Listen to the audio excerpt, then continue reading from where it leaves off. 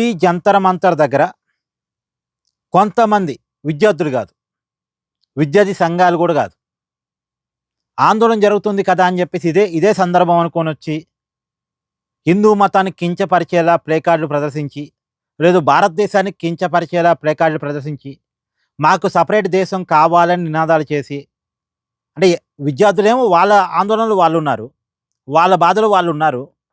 ఇక్కడ ఇదే సందర్భం అనుకొని వచ్చి ఓ పక్కకు నిలబడి ప్లే కార్డు పట్టుకొని మాకు సపరేట్ దేశం కావాలి, లేదు ఈ మతం ఇలా మతం అలా అని ఇష్టం వచ్చినట్టుగా చేసిన కొంతమందిని ఇప్పుడు పోలీసులు పట్టుకుంటున్నారు. జనం కూడా వాళ్ళని పట్టిస్తున్నారు, ఎందుకంటే వాళ్ళకి సంబంధించిన వీడియోలు కూడా వైరల్ అయినాయిగా. జనం వాళ్ళని పట్టిస్తున్నారు, పోలీసులు వాళ్ళని పట్టుకుంటున్నారు. ఇప్పుడు గోవాలో ఒకడు దొరికాడు, వాడేంది హిందూ మతాన్ని కించపరుస్తూ ఏదో ప్లే కార్డు పెట్టాడట, వాడిని పట్టుకున్నారు. ఇలాంటి వాళ్ళు కొంతమంది ఉన్నారు.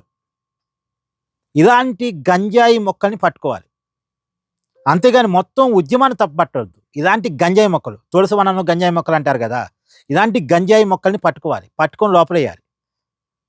ఈ దేశంలో ఉండి ఈ దేశాన్ని వ్యతిరేకించే వాళ్ళు ఈ దేశంలో బయట ఉండటానికి వీల్లేదు.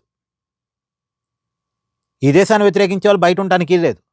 ఈ దేశం మీద ఉంటూ, ఈ దేశంలో తింటూ, ఈ దేశాన్ని వ్యతిరేకించడం, ఈ దేశ భావాజాలాన్ని వ్యతిరేకించడం, ఈ దేశాన్ని ముక్కలు చేయాలని చూసేవాళ్ళు ఇలాంటి వాళ్ళని ఏం చేయాలో అదే చేయాలి. ఇలాంటి వాళ్ళని మనం వాళ్ళని ఆమోదించాల్సిన అవసరం, వీళ్ళని సమర్థించాల్సిన అవసరం లేదు. అలాంటి వాళ్ళ విషయం ఎంత కఠినంగా ఉన్నా సరే మనం ప్రభుత్వాలకే సపోర్ట్ చేయాలి, పోలీసులకే సపోర్ట్ చేయాలి, ఎందుకంటే వాళ్ళ విషయంలో కఠినంగా ఉండటం అవసరం. అదే క్రమంలో నిజాయితీగా పోరాడిన విద్యార్థుల మీద కేసులు ఉండకూడదు, వాళ్ళ మీద లాఠీ చార్జీ జరగటం తప్పు, ఇది మాట్లాడచ్చు. విద్యార్థులు వేరు, ఉద్యమకారులు వేరు, ఇలాంటి గంజాయి బ్యాచ్ వేరు. ఈ గంజాయి బ్యాచ్ని, ఈ తుకుడే బ్యాచ్ని ఏం చేసినా పర్లేదు. వీళ్ళు వేరు, వీళ్ళు వేరు. వీళ్ళ వల్ల ఇప్పుడు ఈ గంజాయి బ్యాచ్ వల్ల ఈ పోరాటం చేసే వాళ్ళకు కూడా చెడ్డపేరు. ఇప్పుడు చాలామంది మాట్లాడుతున్నారు, ఈ వీడియోలు చూపిస్తే వీళ్ళని ఎక్కిరిస్తున్నారు.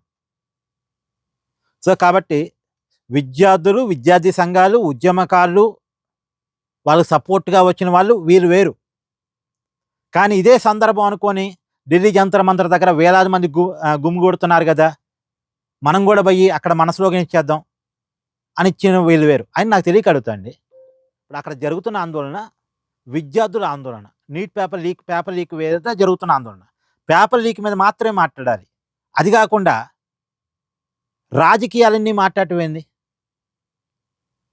ఇప్పుడు నీట్ పేపర్ లీక్ మీద మాట్లాడితే ఓకే, మోడీ గారిని క్వశ్చన్ చేయడం ఓకే, భారతీయ జనతా పార్టీని క్వశ్చన్ చేయడం ఓకే. కానీ సంబంధం లేని టాపిక్లు తీసుకొచ్చి మాట్లాడిన వాళ్ళు కొంతమంది ఉన్నారు.